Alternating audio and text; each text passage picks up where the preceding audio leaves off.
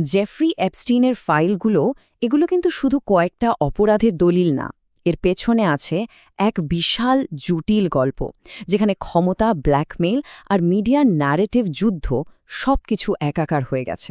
তো চলুন আমরা খবরের শিরোনামের বাইরে গিয়ে এর ভেতরের আসল ঘটনাটা বোঝার চেষ্টা করি।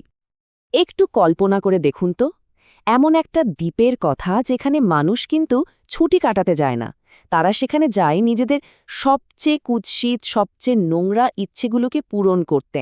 ভাবুন তো একবার, এই একটা লাইনই কিন্তু একটা বিশাল রহস্যের দরজা খুলে দেয়। আর সেই রহস্যময় দ্বীপটার একটা নামও আছে, লিটল সেন্ট জেমস। হ্যাঁ, এটা কোনো কাল্পনিক জায়গা না, একেবারে মার্কিন যুক্তরাষ্ট্রের ভেতরেই একটা বাস্তব দ্বীপ, যেটা আসলে ব্যবহার করা হতো এক ভয়ঙ্কর খেলার মাঠ হিসেবে। আচ্ছা, এই পুরো জটিল বিষয়টাকে সহজে বোঝার জন্য আমরা এটাকে 5টা ভাগে ভাগ করে নিয়েছি। প্রথমে আমরা কথা বলবো সেই অপরাধের দ্বীপ নিয়ে, এরপর দেখব কিভাবে ব্ল্যাকমেইলের ভয়ঙ্কর ফাঁদ পাতা হয়েছিল, তারপর আসবে মিডিয়ার দ্বৈত নীতির কথা আর দায় এড়ানোর কৌশল, আর সবশেষে আমরা চেষ্টা করব সত্য দেখার চশমাটা খুঁজে বের করার। তো চলুন শুরু করা যাক আমাদের প্রথম পর্ব দিয়ে, অপরাধের দ্বীপ। নামটা শুনেই কেমন লাগছে, তাই না? বাইরে থেকে দেখলে মনে হবে যেন স্বর্গের একটা টুকরো, কিন্তু আসলে এই জায়গাটা তৈরি করা হয়েছিল কিছু ভয়ঙ্কর বিকৃত মানসিকতার মানুষের জন্যে। আর এই সব কিছুর পেছনে যে মূল লোকটা, তার নাম জেফ্রি এপস্টিন। ভাবা যায়, একসময় সে ছিল একজন সাধারণ স্কুল টিচার, খারাপ পারফরমেন্সের জন্য চাকরিও চলে গিয়েছিল। সেখান থেকে সে সোজা ঢুকে পড়ে ব্যাংকিংয়ের দুনিয়ায়, আর দেখতে দেখতে হয়ে ওঠে বিশ্বের সবচেয়ে ক্ষমতাধর প্রেসিডেন্ট, বিজ্ঞানী আর তারকাদের কাছের বন্ধু। আর ঠিক তখনই ১৯৯৮ সালে প্রায় $৮০ লাখ দিয়ে সে কিনে ফেলে এই লিটল সেন্ট জেমস দ্বীপটা। তো এই দ্বীপটা আসলে কি ছিল? এটা ছিল বিশ্বের বাঘা বাঘা ধনীদের জন্য একটা আলিশান প্রাসাদ। দিন রাত কড়া পাহারা, প্রাইভেট জেটে করে অতিথিরা নামছে, মানে এলাহি কাণ্ড। আর অভিযোগটা কি? অভিযোগ হলো এই দ্বীপটাই ছিল নানা রকম গোপন আচার অনুষ্ঠান আর ভয়ঙ্কর সব অপরাধের কেন্দ্র। দ্বীপের মধ্যে একটা অদ্ভুত গম্বুজ আর একটা প্যাঁচার মূর্তি ছিল, যা দেখলে মনে হতো এগুলো যেন কোনো গোপন কিছুর প্রতীক।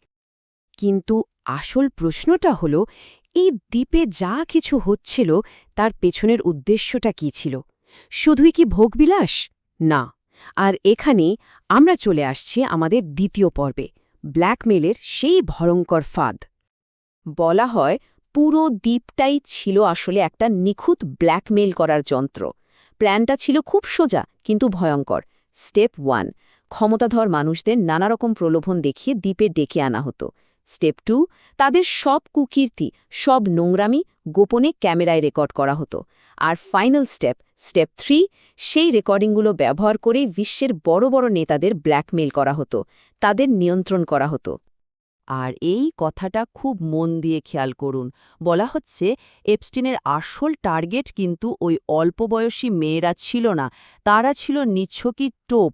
আসল টার্গেট ছিল দ্বীপে আসা ওই সব বড় বড় রাজনীতিবিদ আর সেলিব্রিটিরা।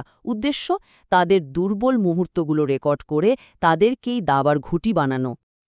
আচ্ছা, অপরাধ আর ব্ল্যাকমেলের কথা তো হলো, এবার চলুন তৃতীয় ধাপে যাই। এখানে আমরা দেখব এই পুরো ঘটনাটাকে কিভাবে মানুষের সামনে তুলে ধরা হচ্ছে, মানে মিডিয়ার দ্বৈত নীতি। কিভাবে অপরাধী কে তার উপর ভিত্তি করে পুরো গল্পটাই পাল্টে দেওয়া হয়। এখানে একটা প্রশ্ন তোলা হয়েছে। ভাবুন তো, যদি জেফ্রি এপস্টিনের জায়গায় অন্য কোনো ধর্মের, ধরুন একজন মুসলিম কেউ থাকত, আর এই কাণ্ডটা কোনো মুসলিম দেশে ঘটত, তাহলে কি হতো? মিডিয়ায় ২৪ ঘণ্টা ব্রেকিং নিউজ চলত, বর্বর বলে চিৎকার হতো, এমনকি হয়তো যুদ্ধের কথা উঠত, তাই না? কিন্তু এখন কি হচ্ছে?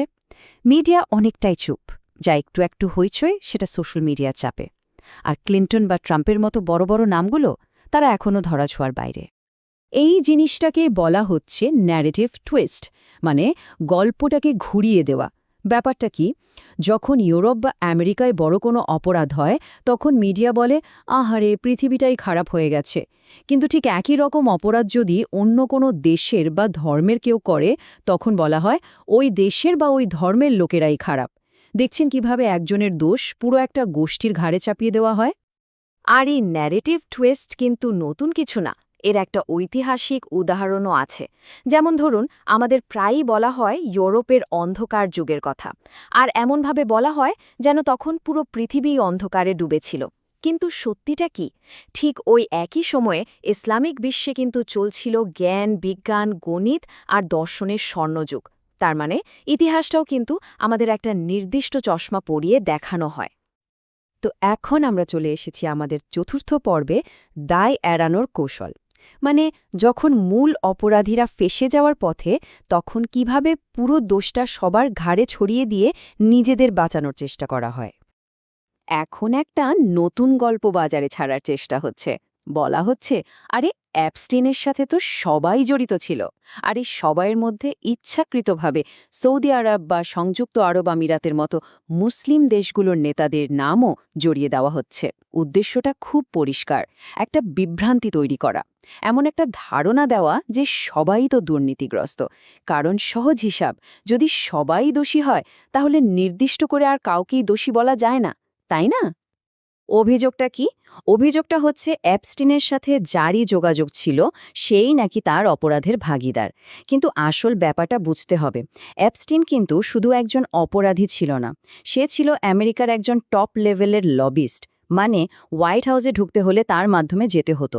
তাই অনেক দেশের নেতাদেরই কূটনীতিক কারণে তার সাথে যোগাযোগ রাখতে হতো। এখন কারো সাথে যোগাযোগ রাখা আর তার অপরাধে অংশ নেওয়া, এই দুটো তো এক জিনিস হতে পারে না। এত সব ঘটনা, এত সব প্যাচের পর আমরা একদম শেষ পর্বে চলে এসেছি। আর এই পর্বটাই হয়তো সবচেয়ে জরুরি। এর নাম দিয়েছি আমরা সত্য দেখার চশমা। মানে কিভাবে আমরা একটা স্বাধীন দৃষ্টিভঙ্গি তৈরি করতে পারি। কিছু সূত্র দাবি করে যে এই এপস্টিনের ঘটনাটা কোনো বিচ্ছিন্ন ঘটনা নয়, বরং এটা একটা অনেক বড় খেলার অংশ। এমন একটা শয়তানির সাম্রাজ্যের প্রতিফলন, যেখানে একটা লুকানো শক্তি পর্দার আড়াল থেকে পুরো বিশ্বকে নিয়ন্ত্রণ করতে চাইছে। তাহলে এই পুরো আলোচনা থেকে আমরা কি শিখলাম? প্রথমত, পশ্চিমা মিডিয়ার গল্পগুলো অনেক সময় ভূ-রাজনৈতিক নিয়ন্ত্রণের একটা অস্ত্র হিসাবে কাজ করে। দ্বিতীয়ত, ইতিহাসটা সবসময় বিজয়ীরা বা ক্ষমতাধররাই লেখে। তৃতীয়ত, কারোর সাথে শুধু যোগাযোগ থাকা মানেই তার অপরাধে জড়িত থাকা নয়, এই পার্থক্যটা বুঝতে হবে। আর সব মিলিয়ে সবচেয়ে বড় শিক্ষা হল, অন্যের দেয়া চশমা দিয়ে নয়, নিজের চোখ দিয়ে মিরটাকে দেখার চেষ্টা করা। শেষ পর্যন্ত প্রশ্নটা কিন্তু এটাই থেকে যায়, আমরা কি সত্যি কখনো নিজেদের চোখ দিয়ে আসল সত্যটা দেখতে পারব, নাকি অন্যের তৈরি করা গল্পের জালেই আটকে থাকব? ভাবনার বিষয়, তাই না?